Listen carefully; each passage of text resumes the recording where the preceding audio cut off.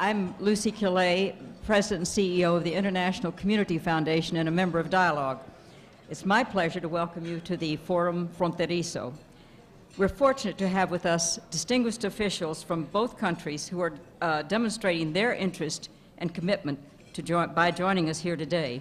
And on behalf of Dialogue, I want to say how honored we are to have with us Mexico's Secretary of the Environment, Natural Resources, and Fisheries, Julia Carabias, a greatly respected and admired cabinet member of the administration. Thank you for being with us today. I must say, with this wonderful weather and the topic of the forum, you know, I sort of wish we were holding this on the beach at Sea of Cortez, or maybe on a nice slope overlooking the highest peak in the San Pedro Martir, the 10,000-foot peak. But here we are today, so we'll make the most of it by thinking about it and planning on what we're going to do to make it, to preserve some of those wonderful spots in Baja California. This forum has resulted in the fourth of a series that have been very successful, and I think have given us a better idea of how these forums can be valuable to all of you. And I think these efforts of people, many people from both sides of the border, and this is really to contribute to more open discussion and understanding and ties and closer relationships in our border area. So on behalf of all of us, I want to express our appreciation to the San Diego Union Tribune and Sempra Energy for underwriting this forum.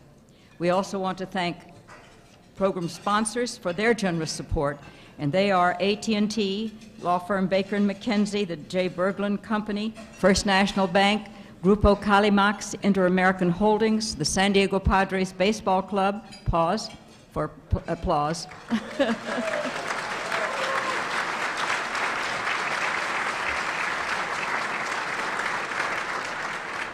and the law firm of Shepard, Mullen, Richter, and Hampton, SAIC Transcor, and the World Trade Center of the International Gateway of the Americas. Now, we will begin our program now and continue through lunch, so because some of our distinguished guests are on a very tight travel schedule. So please enjoy your lunch as the program proceeds. And I think once all of you are served, we will have the main part of the program will begin. We will hear our speakers today on the topic of today's forum, Preserving Baja California's Natural Wonders, and then move on to a question and answer program after at which we'll conclude the program today. And that is always a lively session with the question and answers. I now want to invite to the podium Dr. Esquiel Escura, Director of the Biodiversity Research Center of the Californias at the San Diego Natural History Museum. Dr. Escura is the author of the research paper that you received at your seats. It is on the conservation and sustainable use of natural resources in Baja California and is a valuable adjunct to the talks by our speakers for you to take with you today. Oh, good. Prior to joining the Natural History Museum, Dr. Escura served as General Director of Natural Resources and General Director of Environmental Planning for Mexico. We're so fortunate to have him here working on our regional environmental problems.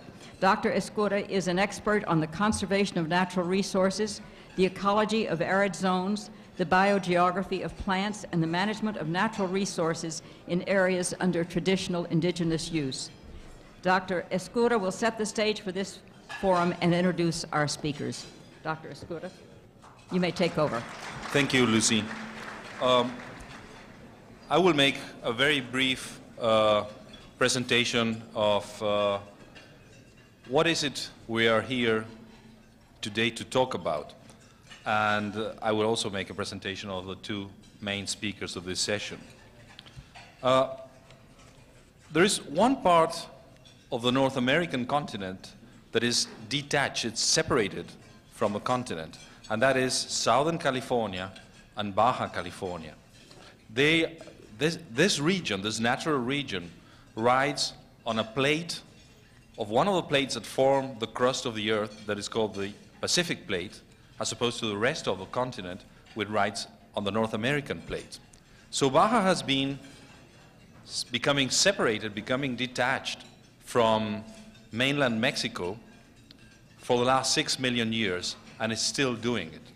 And the separation, the detachment of Baja from the continent is manifested in Southern California by a long fault line which is known as the San Andreas Fault, and which is the main responsible for the earthquakes that appear in this region every so many years.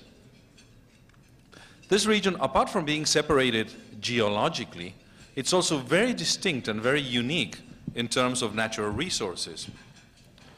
For instance, the flora of Baja California is composed by around 3,200 species.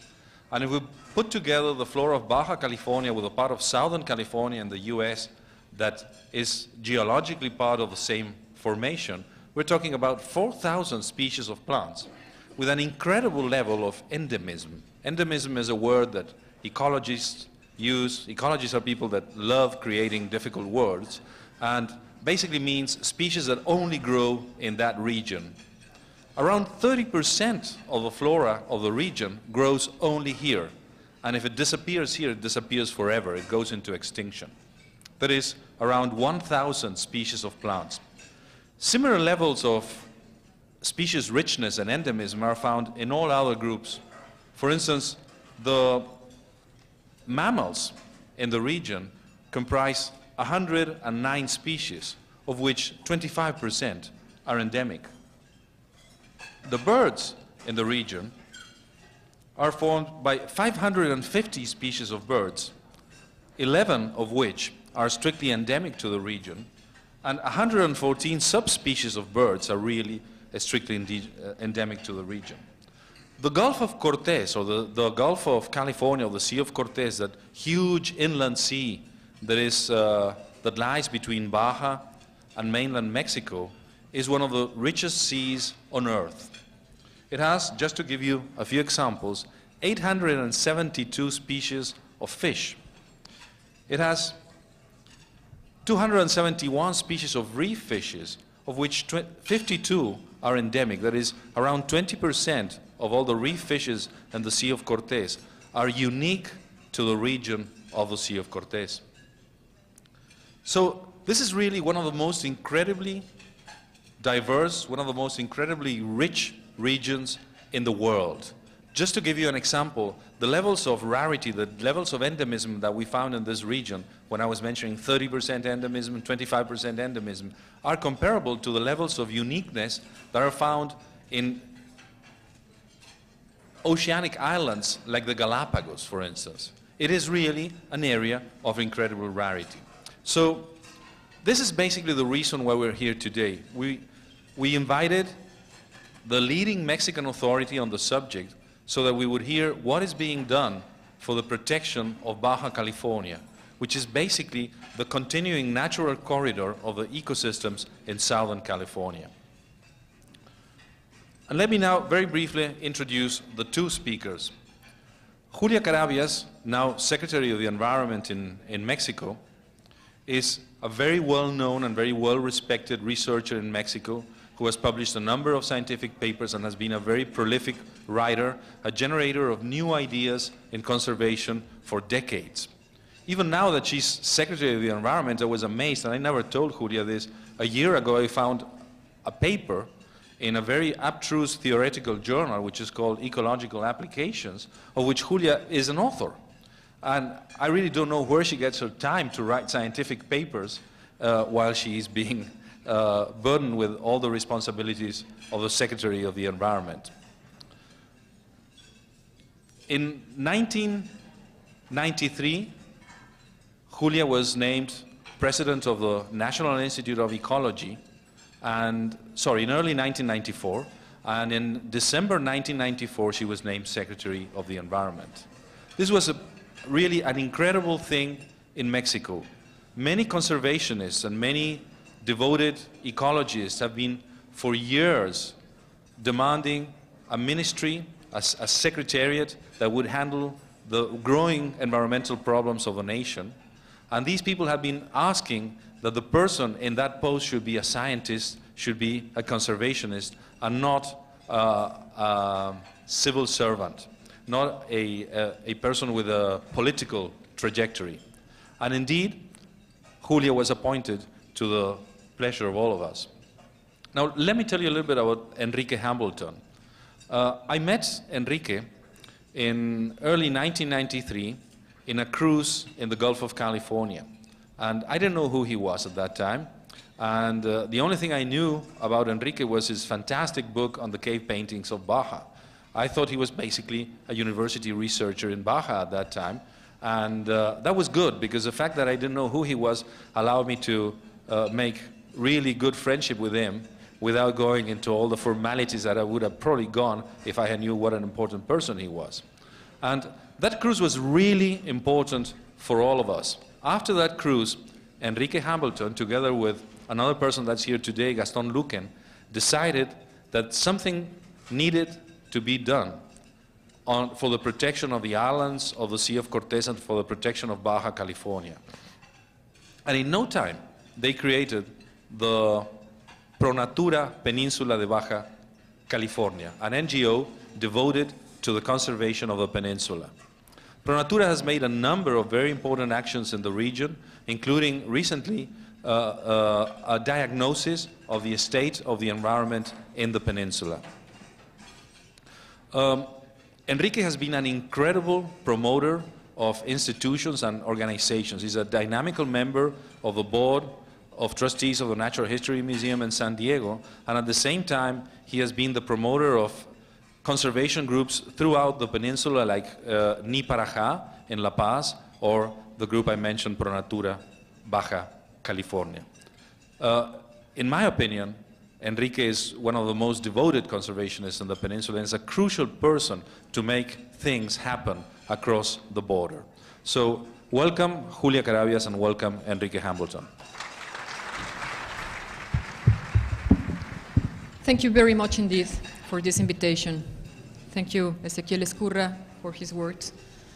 And thank you for dialogue for this opportunity of speaking to you and interchanging some ideas.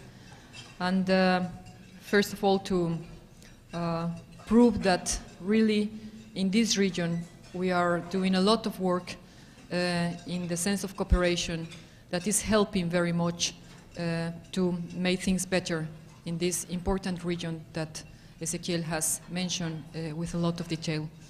I think it's a big opportunity, this kind of forums for not only Mexicans, but also from personalities of the United States to establish this dialogue and to identify which are the critical areas, what are the possibilities and opportunities for collaboration. And I know that this has succeeded with very good projects, studies, and I really appreciate very much that in this moment you are giving attention for the environmental agenda in Mexico and some of these collaboration projects. I have some material that I have prepared for giving this talk, and I'm going to utilize the slide projectors and the scene, so I rather go down to continue talking, and I hope that you can see the screen.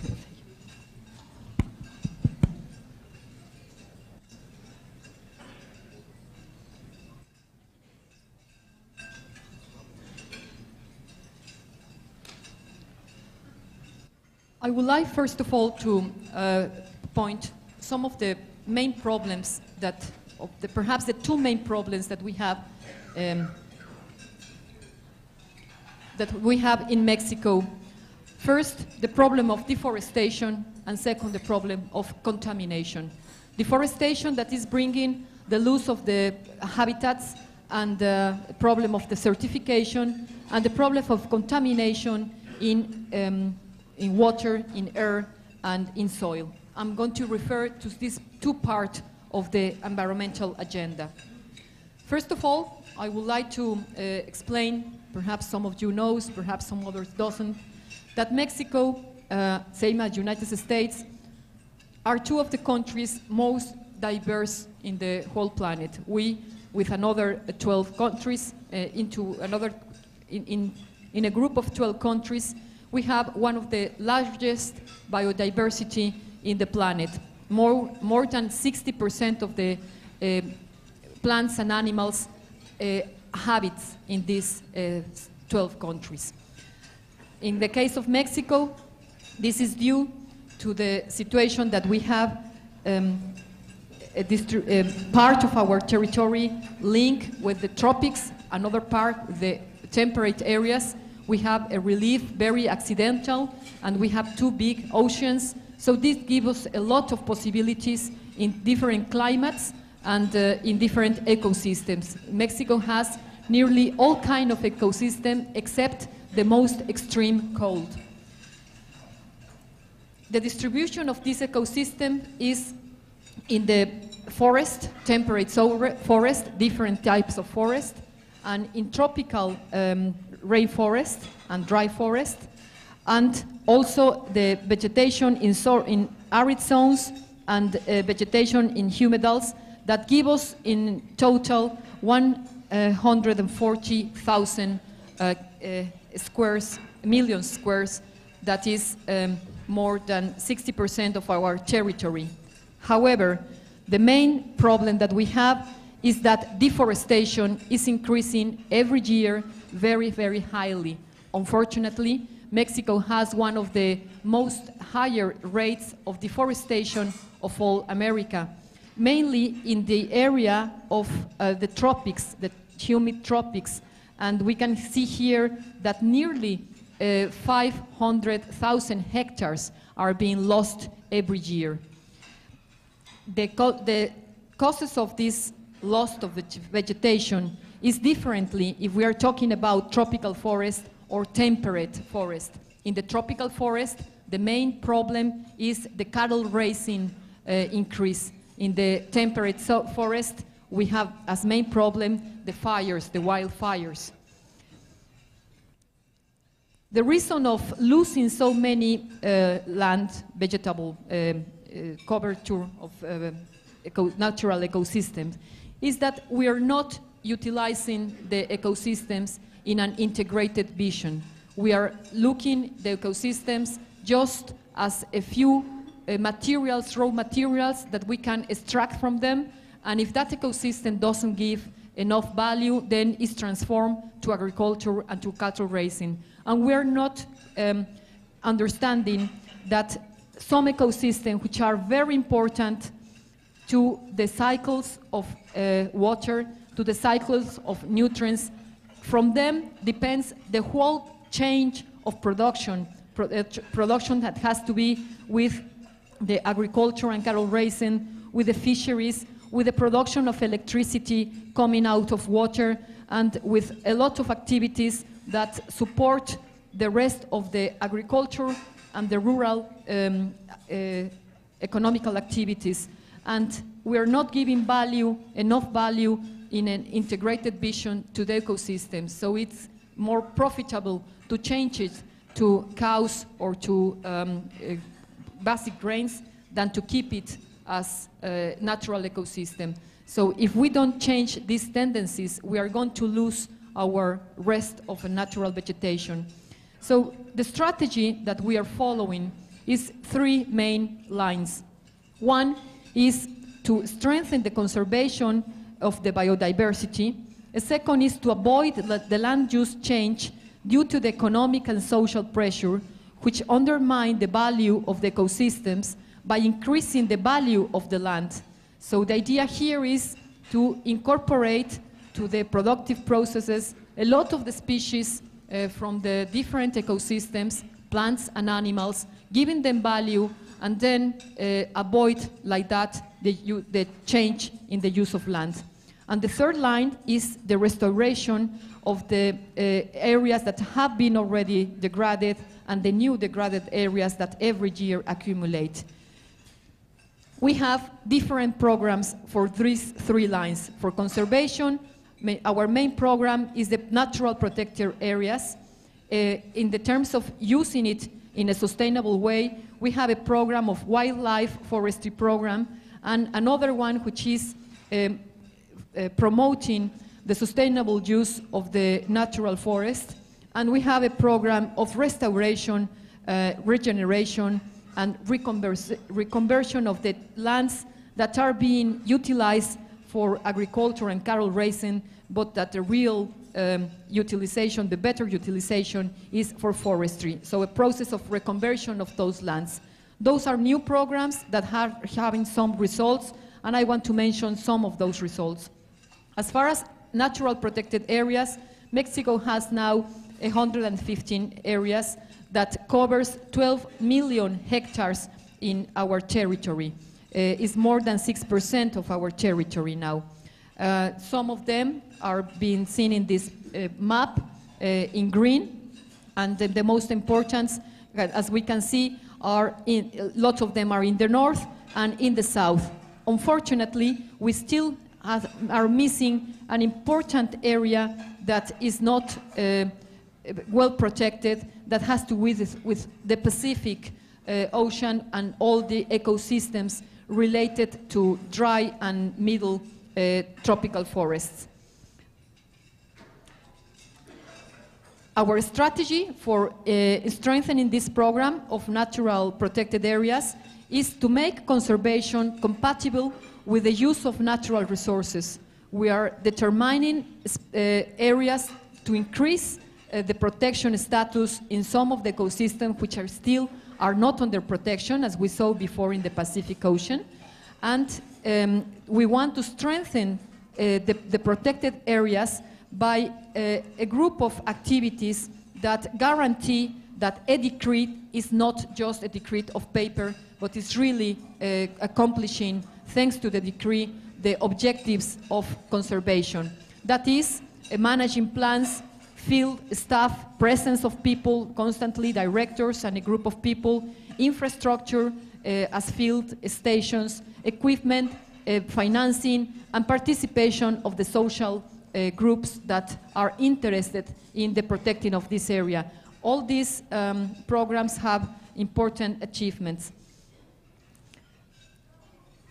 In the north border, we are especially putting attention in some of the protected areas that we share part of the ecosystems, not all of them, but part of them has another protected area in the United States, and then we are working together to strengthen this cooperation. Parks like San Pedro Mártir, Alto Golfo de California, the Pinacate, Santa Elena, Cañón de Santa Elena, and Maderas del Carmen, Sierra de los Ajos are some of the protected areas in the north with all kind of ecosystem, from desert areas like Pinacate, one of the most important volcanic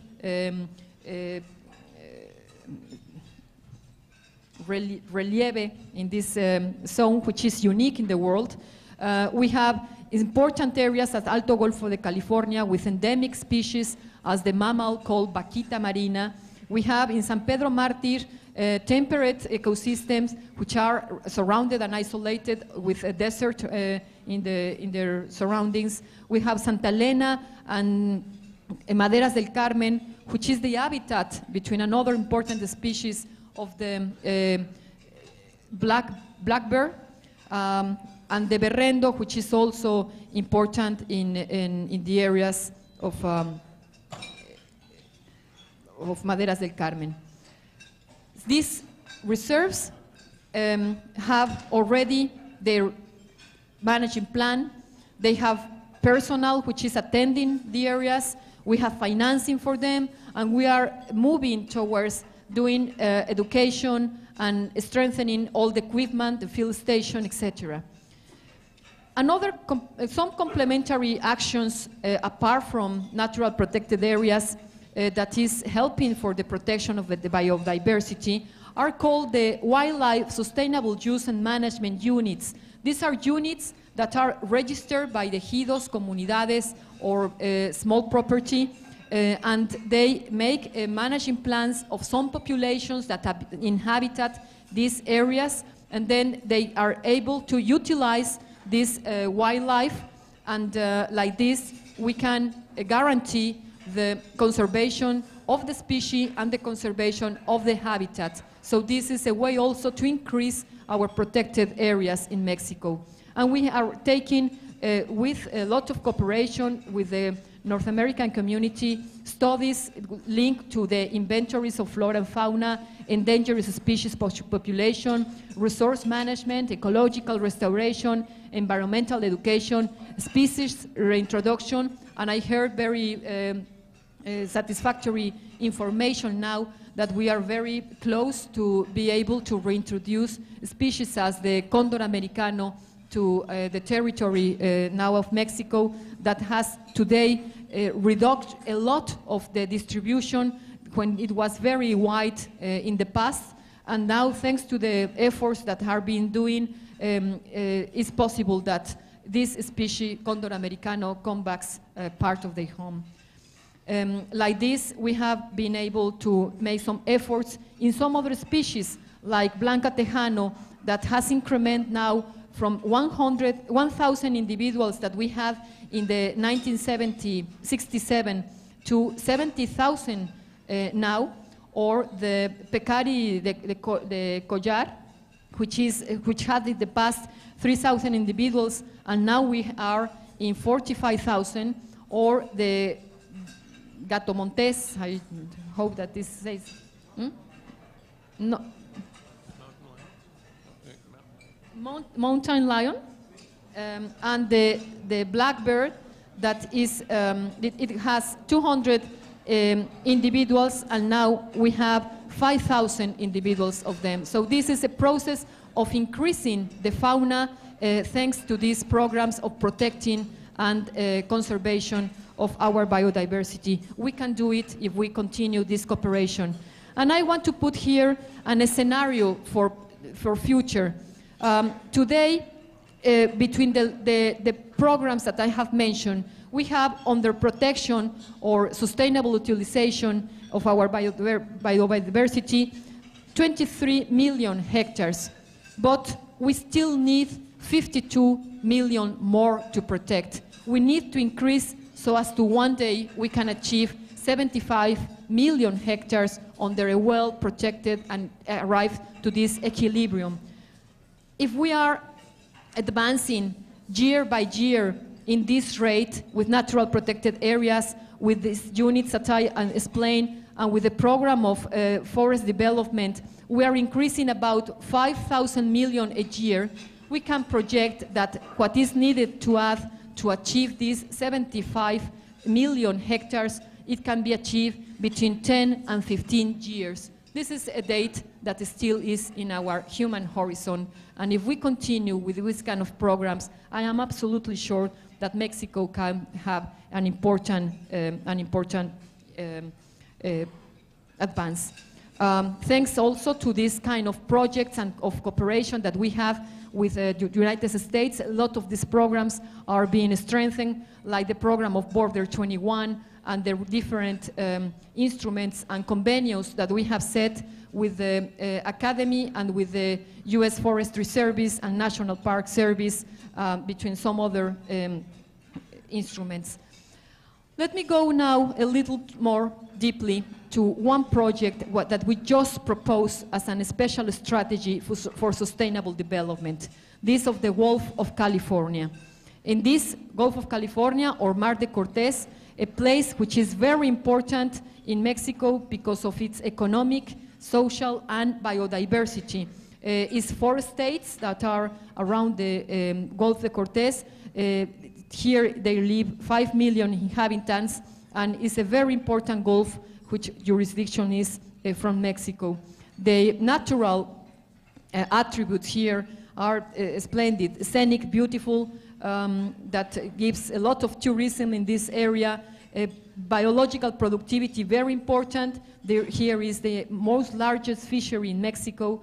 The biological biodiversity, which is, as Ezequiel said, one of the most important areas in the world.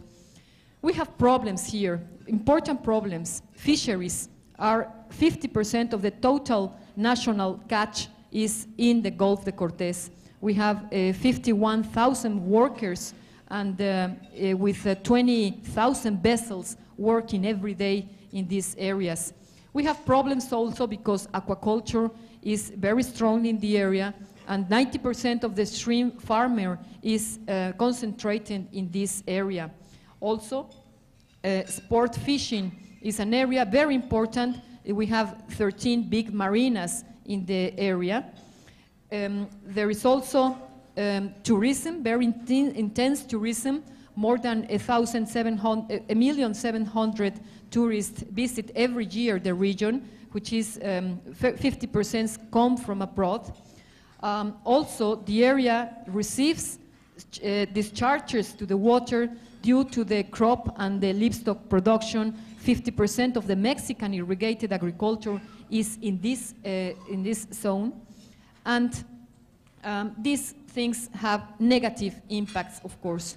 Aquaculture, agriculture, livestock raising, port development, urban development, fishing, tourism is bringing problems of salinization, of bycatch and pollution, overexploitation and overfishing of a lot of the areas, erosion, introduction in species, exotic species. Some of the main problems that I list in here are big problems that we have to face. So we are facing it by different ways. One is it must take into account that the preservation of natural attributes, a sustainable use of the natural resources, and improve living conditions for the local communities. Some of the line of actions that we are doing in the area is to halt environmental and natural resource degradation, to foster sustainable production techniques, to the alleviation of poverty and improve social welfare, and to improve efficiency and administration. Particularly, the program to arrest environmental and natural resource degradation are the Natural Protected Areas Program, the Wildlife Program that we meant, a lot of research that is being done, fishery planning, aquaculture planning, modernization of the shrimp farming, National Program of Rural Aquaculture, drinking water and sewage in urban areas with more infrastructure, and regional develop projects for this area. So we are also working in the modernization of the environment management with development and enforcement of legal standards and planning and control of the different instruments. One new program that is part of the results of one of the last meetings of UNEP, of the United Nations, is this program of Cuenca Marina de Californias. It's a program that is part of the compromises, of the commitments that we're having with the States and with Canada in the CCA meeting of NAFTA. Let me now jump to another set of problems. I'm talking about mainly now the green agenda. I want to make very quick mention of some other problems that we have in Mexico, which is the other column, the contamination problems. We have problems with air, of course. Everybody that has gone to Mexico City knows that. We have, in average, from 10 to 12 cities with population more than 1 million inhabitants and more than 200 vehicles that have already problems of quality of air. Our average of INMECAS, which is our index of measuring pollution, is that we have in Mexico City 170, Guadalajara 125, Monterrey 70, Toluca 60, and Ciudad Juárez 42 as average, and the limit is 100. So we can see that some of these cities are already in big problems, some of them are close to that problem. So we have made some inventories about the amount of days that are out of standard, and we can see here Mexico, Guadalajara, and Monterrey. Mexico is out of standard more than 90% of the days, while Monterrey, fortunately, is more or less now in 20% of the days. The main problem is pollution, as our inventory totals give us, is given by transport. In all the cases, more than 70, and 53 is caused by transport in the main cities. And mainly because of this transport is very old. We can see here the percentage of emission and the percentage of vehicles. And we can see that nearly 40% of the emissions is due to 20% of the old vehicles older than 80s. So when we can disappear the old vehicles, the problem will be solved in a much better way. We have 5 programs of quality, something like the clean air in North America, of the main cities, and we are in this next year we're going to have the one in Tijuana. I jumped this one. That our expectancy is that at the end of this administration, in the 2000, we're going to get down in 150 in Mecas, 100 in Guadalajara, 50 in Monterrey, and in norm nearly all the days in the rest of the cities. So this tendency is similar of what has happened in another cities like United States. And if we can continue with the programs, we are absolutely sure that by the 2005, 2010, the things will be completely different. Another problem, very important, is hazardous waste. Hazardous waste are mainly produced in the center of our country and just 3% in the north of the country. We have a big problem. We don't have infrastructure. We have only 2 stations of confinement and 9% recyclement and 6% through different process of physicochemical. In altogether, we are only managing correctly 26% of the hazardous waste. We need more infrastructure to advance. We need to first minimization of the production. We need to recycle. We need to treat them, and we need finally to confine them. And we need infrastructure to do all this. And this is a very important area for investment in our country. We were thinking at the beginning of the administration that by 1968, which is the rate that we achieve, we started with 10%, we are now in 26%, and by the end of our administration, we thought we could achieve the 66%. However, this increase is being a problem mainly by social perception. All kind of infrastructure is causing reactions very important for society, and this is something which has to do with culture, that has to do with education, that has to do with information, and we had to advance very much in that sense. Let me jump very quickly to water to approach the final of this talk. Water is quite a lot in Mexico, but distribution is very unequal. It's mainly in the south. Just to say, nearly 80% of the water is collected in the south, where there is 20% of the population, while in the north, where the 80% of the population sets and the economy is more strong, we have only 20% of the water. Not only is a problem of distribution is in space, but also in time. Is concentrating mainly in the June-September months. And the third big problem is contamination. All the color are areas with contamination. Not in here because there is no rivers, so the rest is nearly all contaminated. We have a projection towards the next years of how it's going to increase the demand of water. We need to invest a lot to not only what is people that has no still today potable water, but the next generations that are incorporating. We need to increase a lot. There is a lot to do in investing here. And we need, of course, sewage to be treated. Today, the treatment is here. The production is here of water sewage. Nearly only 20–25% of our water is being treated. So our expectancy is to increase year by year so as to be in the 2010 very close to have nearly 100%. These are our plans. These are our investments. I think that this is to say stop. So very quickly, I end by saying that fortunately we have a program that helps us in the frontier very, very much. Border 21 is a program that captures all the experience from the past in a few groups now that are working very intensively in emergency response, SAROS and solid waste, enforcement, air, pollution prevention, and in information resources, natural resources, environmental health.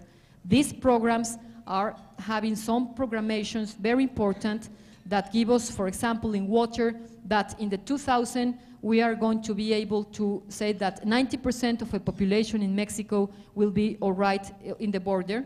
Sewage will increment to 75%, and water treatment will increment to 71%, coming from a 34%. So in a few years more, we're going to make big jumps. That's what we're expecting, and that's what we're working for. This is being also supported and improved very quickly with the help of the commission, BEC Commission, that we all know, that has a lot of the programs already analyzed and certified. We have certified 24 projects, and some of them are already being financed by NatBank. So this is a process that is being moving now in the last year very quickly. So in summary, our mission is to promote the transition towards sustainable development. We are doing efforts to stop the deterioration trends in natural resource and environment. We're using natural resources in a sustainable way and make production and consumption patterns more environmentally friendly. We want to strengthen the institution's capacity and the legal framework, and we want to promote more and more public participation. I think that this gives us a lot of possibilities, that this kind of projects can have a lot of the cooperation for the region, and I'm absolutely convinced of what I have heard today, that in this fora, Dialogue of San Diego has a lot to do to improve in this area with the cooperation of the region. We really are committed with all of you so as all these programs can advance as quickly as possible. Thank you very much for your attention.